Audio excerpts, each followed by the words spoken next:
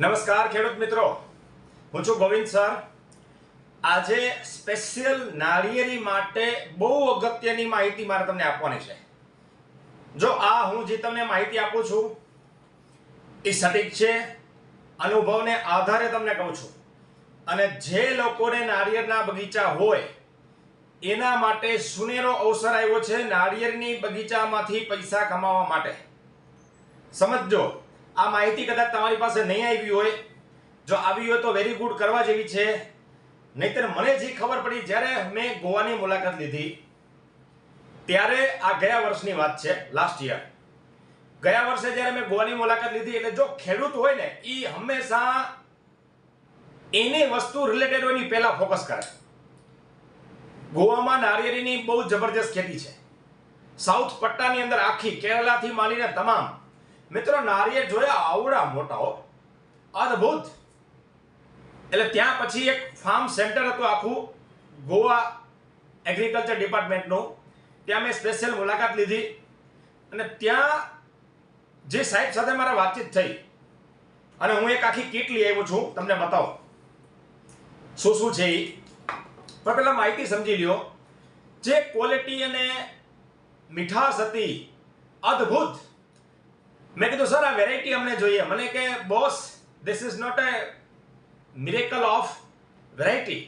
મને કે આ વેરાયટીનો જાદુ નથી, this is the product of nutrition, એટલે કે પોષક તત્વોનો જાદુ છે। એટલે મને ઇન્ટરેસ્ટિંગ લાગ્યું। મેં કીધું સર હાઉ, કેવી રીતે? મેં કીધું અમારા સૌરાષ્ટ્રની અંદર, કચ્છની અંદર નાળિયેરની ખેતી કરવાવાળા પુષ્કળ છે, પણ કાંઈક ને કાંઈક જીવાત છે, રોગ છે, અથવા એને બરાબર ગાઈડન્સ નથી, એના કારણે પ્રોબ્લેમ છે। તો મને એને વાત કરી, મને કે જ્યારે માણસ બીમાર પડે ત્યારે એને બોટલ ચડાવવો પડે, બરાબર? મેં કીધું યસ। તો કે નાળિયેર છે એ બહુ ઓછી થઈ ગઈ, હવે તમારે એને પોષણ આપવું છે તો તમે ખાલી જમીનમાં નીચે આપશો પૂરતું નથી। જો ટેકનોલોજીના સહારે તમે ખેતીમાં કેટલો બદલાવ કરી શકો ને, આ એનું જીવતું જાગતું ઉદાહરણ છે। તમે ફરો જાઓ, કોઈ પણ પ્રોડક્ટ છે ગમે ત્યાં મિત્રો જ્ઞાન મેળવો તો બેડો પાર થાય। આ હું ગયા વર્ષની વાત કરું છું। પછી એક કીટ હું જ્યારે લઈ આવ્યો, મેં મારી વાડીએ એનો પ્રયત્ન કર્યો અને ટ્રાયલ લીધી, પછી ખબર પડી કે આમાં ફાયદો થાય એમ છે। શું તમને સમજાવું? કોઈ પણ નાળિયેરી છે મિત્રો, એને ઉપર તમે દવા નહીં સ્પ્રે કરી શકો, કારણ કે ઊંચાઈ ઉપર વહી જાય। તમારે એને બધા જ પોષક તત્વો આપવા હોય તો કઈ રીતે? જે એનું થડ હોય ને, સમજો, એની અંદર આ લોકો આવી રીતે હોલ કરે, આખું સમજો, બહુ ધ્યાનથી સાયન્ટિફિકલી વસ્તુ છે। આનો જુગાડ પણ દેશી કહીશ આપણને। આ આખી કીટ છે, 400-450 રૂપિયામાં એ લોકો આપે છે, પણ મૂળ મુદ્દો એ છે કે આપણે એનાથી સસ્તો જુગાડ કરી લઈએ એમ છીએ, કારણ કે ખેડૂત છીએ એટલે એ કંઈ શીખવાડવું ન પડે। આવી એક પાઇપ છે, આ દેખાય છે, બહુ ધ્યાનથી સમજજો, એમાં હોલ છે, અલગ અલગ દેખાય છે, આ બાજુ છે ને આ બાજુ પણ છે, તમને આખી સિસ્ટમ સમજાવો, બરાબર? અને અહીંયા છે ને આ હોલ છે, એમાં આ નળી પાઇપનું જે છે ને એ ભરાવા માટે છે, અને આ આખો બોટલ છે, દેખાય છે। હવે આપણે જે આ ડોક્ટરનો બોટલ ચડાવતો હોય ને એ જ ચાલશે, પણ આના માટે તમારે જુગાડ કરવો પડશે। શું કરવાનું? નાનકડો એવો પાઇપ લઈ લેવાનો, આ બાજુ ખુલ્લું છે, પણ જો એની કટિંગ તમે જોજો, ધાર આવી રીતે કટ કરેલી છે ક્રોસમાં, બરાબર? અને આ હંમેશા તમે જ્યારે નાળિયેરની અંદર હોલ કરવાનું છે, સમજજો, સીધું નહીં, આ રીતે આ એંગલથી 45 ડિગ્રી એંગલથી તમારે તમારી હાઈટની આજુબાજુમાં નાળિયેર હોય ને, જો નાળિયેર ઊંચી હશે પણ તમારે હોલ કરવાનો છે આવી રીતે, અને એ હંમેશા નાળિયેર જે બાજુ ઢળતી હોય ને એની ઓપોઝિટ સાઈડ, એટલે આમ નાળિયેર હોય તો તમારે આ બાજુ હોલ કરી અને આવી રીતે આ પાઇપ ફિટ કરવાનો, બરાબર? પછી જો હોલ કરશો એટલે સ્વાભાવિક છે આમાં જીવાત જવાની પૂરેપૂરી સંભાવના છે, એટલે એના માટે એક નિપલ છે, બરાબર? આને બૂચ કહીએ આપણે। આ આખો આવી રીતે ફિટ થઈ જાય, આની જરૂર ન હોય ત્યારે ફિટ કરી દેવાનું, એટલે આમાં કોઈ જીવાત જશે નહીં। હવે આનો ઉપયોગ શું છે તમે સમજજો। આ બોટલની અંદર NPK જે લિક્વિડ ફર્ટિલાઇઝર આવે છે, અથવા આપણે બનાવી છે, કોઈ પણ સારા તમને લાગે એ આ બોટલમાં પાણી ભરીને એટલું પ્રમાણ નાખી દેવાનું, બરાબર? પછી આ બોટલ જે છે એ આની અંદર તમે ફિટ કરી દેશો એટલે એકદમ માપ જ આવશે આનો, બરાબર? આ રીતે આખે આખો એને બોટલ ચડાવવાનો છે નાળિયેરને।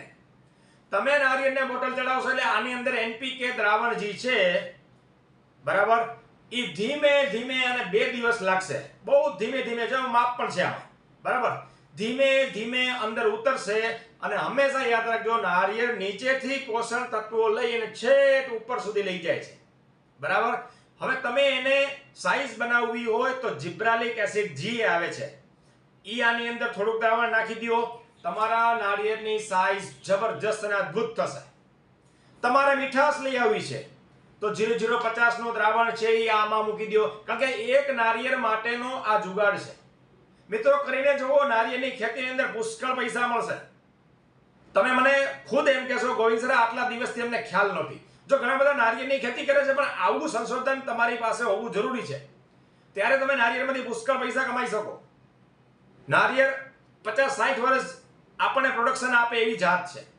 ગમે એટલી ઊંચી થઈ ગઈ હોય તમારે આવી રીતે બોટલ, જો આ બોટલ એક જ ચાલશે, બીજે આ માની લો કે પૂરું થઈ ગયું પછી બીજી નારિયેળમાં આવી રીતે, પણ તમારે આવું લેવું પડશે અથવા આવો જુગાડ બનાવવો પડશે. હવે ખેડૂતને મારે કંઈ જાજુ કહેવાની જરૂર નથી, તમારે દેશી જુગાડ ગમે એ કરી લેવાનો, આખું હોલ કરવાનું નથી.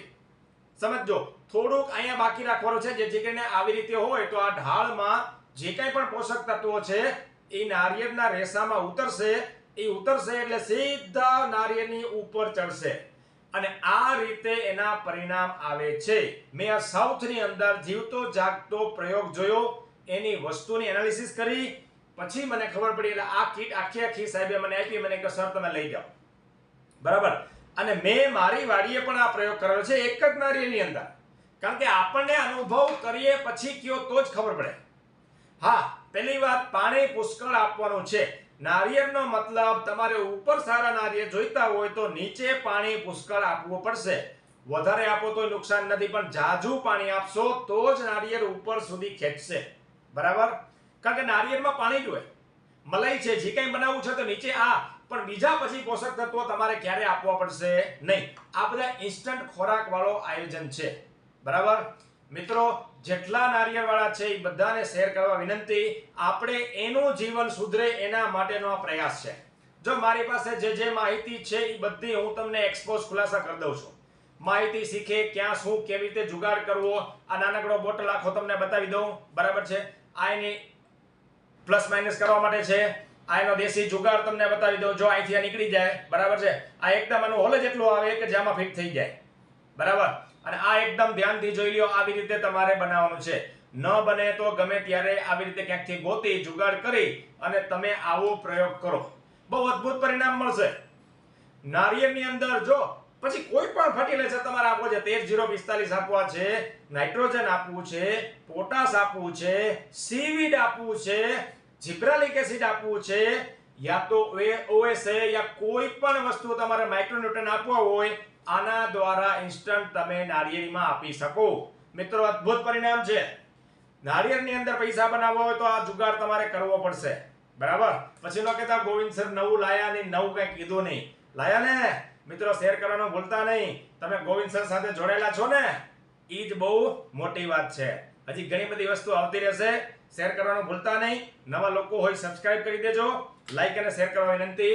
જય માતાજી, હર હર મહાદેવ, જય શ્રી કૃષ્ણ, જય દ્વારકાધીશ.